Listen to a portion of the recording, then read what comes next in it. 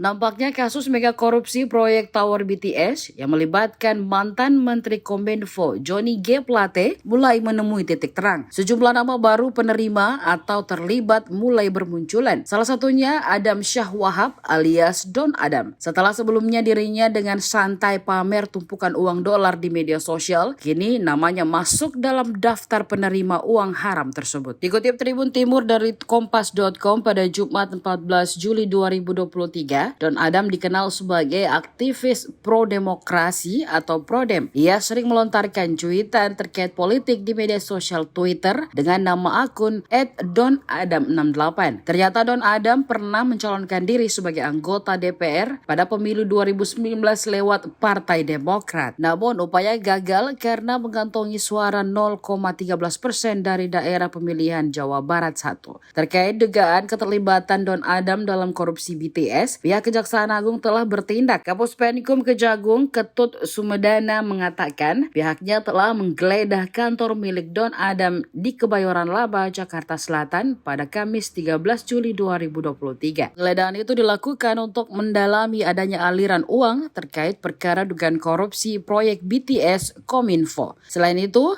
Kejagung juga akan memanggil Don Adam untuk dimintai klarifikasi, terutama terkait foto dirinya bersama tumpukan uang dolar yang viral di media sosial.